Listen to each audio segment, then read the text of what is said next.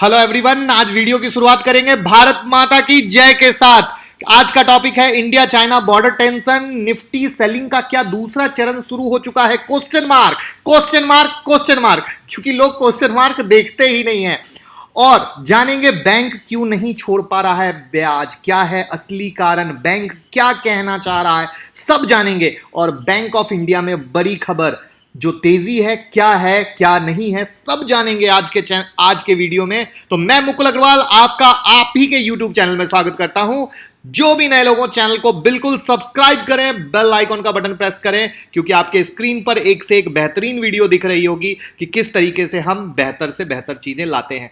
आज जो हमारे टेलीग्राम चैनल में नहीं होंगे बहुत अफसोस कर रहे होंगे। आज निफ्टी का सेल कॉल हमने दिया था स्क्रीन पे कि 10,046 का हाई है और निफ्टी इसके नीचे है तो नीचे रहेगी, ऊपर है तो ऊपर रहेगी। और निफ्टी इसके नीचे कंटिन्यू सेलिंग मारी और निफ्टी ने उसके बाद जो लो मारा वो 9731 का था। तो जो भी लोग ट्विटर और टेलीग्राम पे आज नहीं होंगे वो सोच रहे होंगे कि मैं ट्विटर और टेलीग्राम पे क्यों नहीं हूं, और इसीलिए मैं बार बार कहता हूं ट्विटर और टेलीग्राम से जुड़े रहिए। एक से एक बेहतर चीज, एक से एक बेहतरीन न्यूज, जो भी अपडेट है हर एक चीज मिलेगी। बैंक निफ्टी भी नीचे के बाय पॉइंट से ही उछली, तो जुड़े रहिए, कमाते रहिए।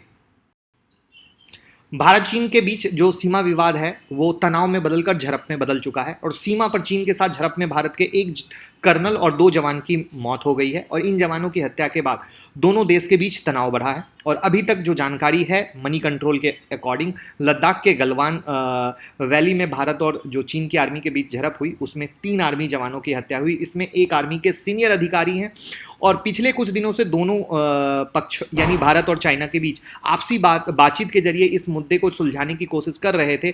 लेकिन जो ये ताजा झड़प है इससे मामला और हालात बिगड़ सकता है। लेकिन दूसरी तरफ चाइना ने दावा किया है कि भारतीय सैनिकों ने उनके 5 जवान को मार गिराया है। और सीमा पर यह विवाद शुरू को लेकर चीन ने भारतीय सैनिकों पर आरोप लगाया है कि 15 जून को दोबारा भारतीय जवानों ने सीमा पार किया। ये न्यूज बहुत ज्यादा समझने की जरूरत है अगर हम स्टॉक मार्केट में काम करते हैं तो। चीन का यह भी आरोप है कि भारतीय सैनिकों ने चीन की सेना को उकसाया, जिसके बाद दोनों पक्षों के बीच गंभीर मारपीट हुई। और चीन ने भारतीय सेना के उस बयान का भी विरोध किया है कि सुलह की कोशिशों के बीच चीन ने यह कदम उठाया, यानी उनका कहना है कि ऐसा कुछ हुआ नहीं था। तो अब सबसे बड़ी चीज क्या है कि ये मामला क्या है, हर एक हिंदुस्तानी को जानना हक बनता है। तो वो जो ये मामला है मनी कंट्रोल के मुताबिक कि मार्च के दूसरे हफ्ते में भारतीय सैनिकों के कोरोना के कारण जो एहतियाती कदम उठाए जा रहे थे वो आर्मी में भी उठाए जा रहे थे। तो इसी दौरान सिक्योरिटी फोर्स के एक साथ जमा होने पर भी पाबंदी लगा दी गई थी। और सरकारी अधिकारियों के मुताबिक उसी दौरान यह आदेश भी दिया गया कि महामारी का संक्रमण रोकने के लिए आर्मी का जो ज्वाइंट एक्सरसाइज होता है वो भी नहीं होगा। और कोरोना की वजह से चीन की सेना ने भी ज्वाइंट एक्सरसाइज का 1 महीने के लिए टाल दिया। लेकिन चीन ने क्या किया, गलवान वैली और पेंगसो लेक सहित फिंगर एरिया में आर्मी तैनात करके भारतीय सेना को हैरान कर दिया। उसकी लत है, बीमारी है, आप भी जानते हैं। हालत की गंभीरता को देखते हुए भारतीय सेना ने कोविड के सारे प्रोटोकॉल को तोड़ा, सीमा पहुंची। लेकिन चीन की सेना सीमा पर पहले पहुंचने का फायदा ले चुकी थी। और चीन की सेना भारतीय सीमा के अंदर गलवान और फिंगर एरिया के कई रणनीतिक ठिकानों पर अपना कब्जा कर चुकी थी। और जो सूत्र बताते हैं उसके अनुसार गलवान में चीन के 3400 सैनिक, पेंगोंग सो लेक में 3600 सैनिक तैनात हैं। और सूत्रों के मुताबिक भारत को अप्रैल अंत में सीमा पर चीनी सैनिकों के मूवमेंट के बारे में पता चला। तब देश में लॉकडाउन का दूसरा स्टेप था और भारत और चीन की सीमा के बीच पहली बार 5 और 6 मई को भी ये झड़प हुई थी, जिसमें कुछ भारतीय सैनिक घायल भी हुए थे और कुछ सैनिकों को 6 घंटे से ज़्यादा तक बंदी भी बना लिया गया था। अब देखना है कि किस तरीके से क्या होता है, क्योंकि मामला गंभीर है। और जब भी कोई भी वॉर झड़प की न्यूज़ आती है मार्केट सेंटिमेंटल हो जाता है। जैसा कि आपने देखा मार्केट शुरू में गिरा, लेकिन जब ये खबर आई तो मार्केट में पूरा प्रेशर आ गया। तो प्लीज बी केयरफुल, क्योंकि ये जो खबर है मार्केट में पैनिक देता रहेगा। ठीक है। दूसरा, बैंक क्यों नहीं छोड़ पा रहे हैं ब्याज? तो जैसा कि आपको पता है आरबीआई और ऑफिशियल ऑफ फाइनेंस मिनिस्ट्री के साथ हुई बैठक, जो सुप्रीम कोर्ट ने कहा था करने को, जिसे कि मॉरिटम के आधारित कुछ फैसला आ सके। तो उस बैठक में बैंकों ने कहा है कि वो बैंक जो लोन है उस पर मोरेटोरियम पीरियड का ब्याज छोड़ने की स्थिति में बिल्कुल नहीं है। यदि वे लोन पर ब्याज नहीं लेंगे तो ग्राहकों को, जो ग्राहकों का पैसा है, उस पर जमा ब्याज कैसे देंगे? क्योंकि 12 मार्च को ही सुप्रीम कोर्ट ने कहा था कि भैया बैठो, बैठ के बात करो, सॉल्यूशन निकालो। अब इसमें जो सूत्र बता रहे हैं कि मंडे को मीटिंग हुई, मंडे को कुछ बैंक के प्रमुख भी थे और उन्होंने क्लियर बोला कि मोरेटोरियम पीरियड में लोन पर ब्याज नहीं लिया तो आमदनी घटेगी और ऐसे में जो जमा पैसे उस पर हम ब्याज कैसे देंगे। और प्लस बैंक ने एक बड़ी मजेदार चीज बोली, उन्होंने कहा कि अच्छा ऐसा करते हैं या ऐसा कुछ है क्या कि मोरेटोरियम पीरियड में लोन पर ब्याज नहीं लें तो क्या इस दौरान जो जमा पैसे हैं उस पर भी ब्याज नहीं दें। ध्यान से सुनिएगा, ये बड़ी इंपॉर्टेंट बात है। ब्याज नहीं लेते हैं तो जमा पे भी ब्याज नहीं देते हैं। आपका क्या कहना है? कमेंट बॉक्स में जरूर बताइएगा, आपको क्या चाहिए, जमा पर ब्याज या मोरेटोरियम पर छूट? और कोरोना संकट के दौरान कर्ज अदायगी में मोरेटोरियम पीरियड के दौरान ब्याज में छूट को लेकर जो दाखिल याचिका पर सुप्रीम कोर्ट ने आरबीआई से सवाल किया कि एक बड़ी इंटरेस्टिंग सी चीज आई है, ये नया है। नया क्या है? सुप्रीम कोर्ट अब एक और ट्विस्ट दे रहा है, वो ये है कि क्या ब्याज पे ऐसा कुछ हो सकता है कि कुछ टाइम फ्रेम दिया जाए?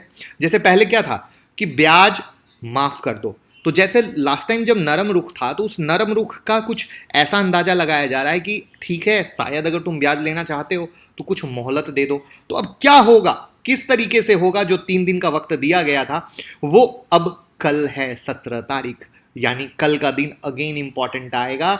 क्योंकि अगर रिजर्व बैंक का कहना है अगर 6 महीने की अवधि के लिए बैंक अपनी सभी लोन पर ब्याज ना ले तो कुल मिलाकर 2 लाख करोड़ का नुकसान होगा और वो रकम इतनी बड़ी है कि सभी बैंकों का ऑपरेशनल प्रॉफिट भी चला जाएगा।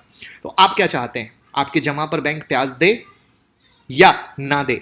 कमेंट बॉक्स में जरूर बताइएगा। अब देखना है 17 जून को क्या होगा, कैसे होगा, क्योंकि एक साइड ये भारत चाइना की अपडेट, दूसरा ये न्यूज, दोनों बहुत इंपैक्टफुल होगी।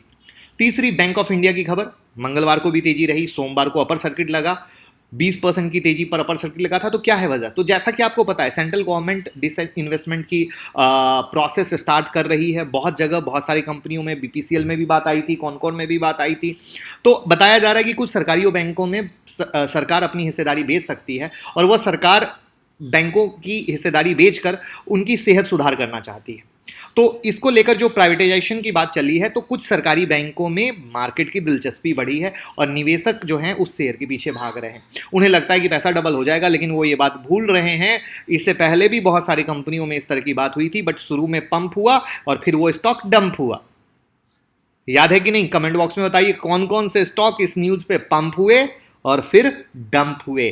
तो समझते हैं इस खबर को। बैंकिंग सेक्टर में सुधार तो सरकार करना चाहती है, सरकार 1 या 2 सरकारी बैंकों को मजबूत बनाने के लिए उसका प्राइवेटाइजेशन भी कर सकती है। तो 1969 में बैंकों का राष्ट्रीयकरण हुआ था, नेशनलाइजेशन हुआ था, आपको पता होगा। तो सरकार का मानना है कि इस वक्त मजबूत बैंकिंग सिस्टम तैयार करने की जरूरत है और कई सरकारी बैंक की हालत खस्ता है और उनकी खस्ता हालत को ठीक करने के लिए सरकार time to time economic help भी देती है, बट उसके बाद भी आप जानते हैं कि बैंक की हालत तो सुधर नहीं पाती है। तो अब सुधर नहीं पाती है तो फाइनली अब इस तरीके से इसके प्राइवेटाइजेशन पे बात चल रही है। अब इसमें आपको पता है टाइम तो लगेगा, क्योंकि सरकार का फोकस अभी महामारी से निपटने पे ज्यादा है, कोरोना से निपटने पे ज्यादा है और इसीलिए उन्होंने जिस इन्वेस्टमेंट की बात की थी उसको पेंडिंग भी कर दिया, क्योंकि निर्मला सीतारमण जी ने साफ बोला था कि अभी अगर करेक्ट प्राइस नहीं आएगा तो हमें इतनी जल्दबाजी भी नहीं है। तो अब देखना जरूरी कि मार्केट में ऐसी न्यूज कौन फैला रहा है, शेयर में तेजी कौन करा रहा है, क्या ये तेजी सच की है या पंप और डंप की कहानी है जैसा पहले भी हुआ था। तो क्या आप भी पंप और डंप के शिकार हुए हैं? क्या इस डिसइन्वेस्टमेंट में जो न्यूज फैला के स्टॉक को चढ़ा के फिर गिराया जाता है, आप भी किसी शेयर में फंसे हैं?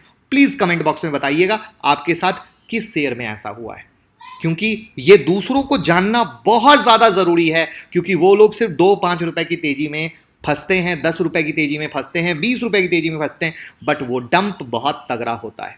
तो प्लीज जरूर कमेंट बताएं और उसमें कोई संकोच ना करें। अब बैंक निफ्टी की बात करते हैं। अब बात करते हैं क्या निफ्टी में सेलिंग का दूसरा चरण शुरू हो चुका है? Question mark. ये शब्द को बहुत ध्यान से सुनिएगा वरना इंटरप्रिटेशन आप अपने हिसाब से लीजिएगा और बाद में फंसिएगा। पहले देख लेते हैं एफआईआई का डेटा। एफआईआई अगेन आज भी सेलर है 1478 करोड़ का माल इन्होंने बेचा है और DII ने 1661 करोड़ का माल खरीदा है और FII लगातार बिकवाली में है अपर लेवल पे। ये आपको साफ साफ दिख रहा है, जो भी हर दिन हम दिखाने की कोशिश करते हैं, जो डेटा यहां पे आता है। गेनर और लूजर में बात करें, आज बैंकिंग सेक्टर में HDFC बैंक और HDFC ट्विंस ने अच्छी तेजी दिखाई, ICICI बैंक भी चला है, JSW स्टील, हिंडाल्को मेटल में भी कुछ तेजी आपको दिखी है और नीचे से थोड़ा कोटक बैंक भी चला है। और अगर लूजर में बात करें तो टाटा मोटर अपने नुकसान के कारण गिरा है, Infratel, Indus Bank, Tech Mahindra, Axis Bank में आपको गिरावट देखने को मिली है। अगर ओवरऑल सेक्टर वाइज देखें, जो हमेशा देखना जरूरी होता है, बैंक निफ्टी 2% ऊपर है, ऑटो में मामूली, फाइनेंशियल सर्विस में 2.75% की तेजी हुई है और एक मिला जुला बाकी 1.25% का मेटल और मीडिया में तेजी है। अब कहानी क्या है, बहुत ध्यान से समझने की कोशिश कीजिएगा। पहला सबसे बड़ा पिक्चर जो भूलना नहीं है वो ये है कि चार्ट पे ले चलते हैं, लिख देते हैं और आज थोड़ी सी और एक्सप्लेन करके बता दूंगा। काफ़ी लोग पूछते हैं कि सर हम नए जुड़ रहे हैं तो आपके लेवल पे कैसे काम करें, तो थोड़ा सा आज मैं वो एक्सप्लेन कर दूंगा कि नए लोग जो भी जुड़े हैं पहले बड़ी पिक्चर को समझें, फिर छोटी पिक्चर को देखेंगे। 10,300 400 जो है वो आर पार है, आर पार यानी इसके नीचे नीचे, इसके ऊपर ऊपर, क्लियर कट। दूसरा, आज जो टेलीग्राम में हमने दिया था, आप लोग जो भी टेलीग्राम में होगे तो आज पैसा कमाया होगा, जिसमें 10,050 के नीचे मैंने निफ्टी में प्रेशर बताया था और 10,050 के ऊपर में निफ्टी में तेजी जो यहाँ पे दिया था। तो सेम टू सेम लेवल अभी भी चेंज नहीं है, चाहे इंटरनेशनल मार्केट जिस तरीके से खुले वो हम कल रिएक्शन देखेंगे, वरना हम कल टेलीग्राम में डालेंगे। बट स्टिल जो अभी का हमारा लेवल है उसमें 10,000 जो 50 का लेवल है आर पार वो वैलिड आएगा। अब इसमें क्या रहेगा वो समझिएगा, below this down, above this up. अब इस अबव दिस अप में नेक्स्ट जो रेसिस्टेंट आएगा, कल हमने क्या दिया था 10,155 का, और सपोर्ट हमारे बिल्कुल चेंज नहीं है, वो है 9,570 के। प्लीज अब इसको मैं थोड़ा सा और एक्सप्लेन कर देता हूं, पेपर में नोट कीजिए नए लोग, 10 दिन 5 दिन। देखिए हम आपसे कोई पैसा तो ले नहीं रहे हैं कि आपको कोई पैसा देना है या करना है, तो आपको कुछ परेशानी नहीं लेना है, इस चीज़ को पूरा फॉलो करना है जिससे कि आप इस चीज़ का फायदा ले पाएँ। 10,350 400 के नीचे है, मार्केट प्रेशर में है, जब इसके ऊपर भागेगा क्लोज बेस पे तो ऊपर का डोर ओपन करेगा। अभी जहां पे इसकी क्लोजिंग आई है 9898 जो बगल में आपको दिख रही है, तो 10,050 वापस से ये रेसिस्टेंट का लेवल आएगा और इसके नीचे मार्केट ऊपर या इसके ऊपर जाने पे 10,155 का नेक्स्ट रेसिस्टेंट फेस करेगा। सपोर्ट पॉइंट 9,570 का लेवल है और इस तरह की लेवल पे सपोर्ट, यानी जब सपोर्ट आता है वहां पे फॉर्मेशन मिलता है हम बाय करते हैं, जब रेसिस्टेंट आता है फॉर्मेशन मिलता है हम सेल करते हैं या उसके आजू बाजू के एरिया में सेल करते हैं। जरूरी नहीं है 5-10 पॉइंट का कोई वैल्यू नहीं है, लेकिन बीच में हम ट्रेड नहीं करते, बीच में ट्रेड नहीं करते। हमारा लेवल आए ओके, नहीं आए ओके, हमें कोई परेशानी नहीं है। मेरा एक प्रॉमिस है, 21-22 दिन का ट्रेडिंग सेशन होता है, 10-12 दिन भी हमारे लेवल पे आएगा, पैसा छप के बनेगा और प्रूफ है आपके सामने। मेन जो आप लोग शायद कंफ्यूजन होता है, आप लोगों को लाइव करंट दिखता है, वैसा नहीं, हमारा लेवल आएगा चाहे वो सपोर्ट हो चाहे रेसिस्टेंट हो, वहां पे फॉर्मेशन बने करने का, वरना छोड़ देने का। फॉर्मेशन के लिए वीवैप, MACD, RSI, बॉलिंजर, हिकेनासी, काफी सारी स्ट्रेटजी दे दी है जिससे आप आराम से कर सकते हैं। टेलीग्राम पे आप प्रूफ देखिए कैसे लोग कमा रहे हैं। अब बात करते हैं बैंक निफ्टी की। बैंक निफ्टी में अगर आप आज भी देखो, मार्केट ने जो मेरा 19,625 का सपोर्ट है वही लिया और वहां से सीधा 20,245 की क्लोजिंग दी, यानी लेवल चेंज नहीं है और अभी भी 19,625 का सपोर्ट, 19,625 का जो सपोर्ट है वो एज इट इज वैलिड है। 19,625 support as it is valid है, नो चेंज। और ऊपर में अभी जो रेसिस्टेंट वो जो मेजर वाला है वो भी याद दिला दूं, 21,500, 22,000, जिसमें 22,000 क्या है, आर पार का लेवल है, ओके। और इसमें जो एक स्मॉल रेसिस्टेंट है वो 21,200 का है। तो अब अगेन लेवल आए तो काम करो, नहीं आए कोई जल्दबाजी नहीं है मेरे भाई, कोई जल्दबाजी नहीं है। आई बात समझ में? इस चीज को समझिए, लेवल आने पे करना, नहीं आने पे नहीं करने का। बाकी प्रॉमिस वही सेम, टेलीग्राम ट्विटर से जुड़े रहें। मैं महीने में 4 ही अपडेट दूंगा, लेकिन सॉलिड दूंगा। दिन भर मछली बाजारी का काम नहीं है, क्योंकि मछली बाजारी तो आप खुद देखते हो। और अगेन, अगर आपने आज भी अपना केवाईसी अपडेट नहीं किया है, अपनी नॉमिनी का नाम नहीं डाला है, ये वीडियो देखिए और फटाफट अपनी नॉमिनी अपडेट कीजिए, क्योंकि जो लोग नहीं कर रहे हैं उनके साथ क्या होता है वो इस वीडियो में आप समझ जाएंगे। प्लस निफ्टी का जो दूसरा चरण शुरू हो चुका है, ये आप लोगों का सवाल है। ये टाइटल क्यों डाला, ये आप लोगों का सवाल है।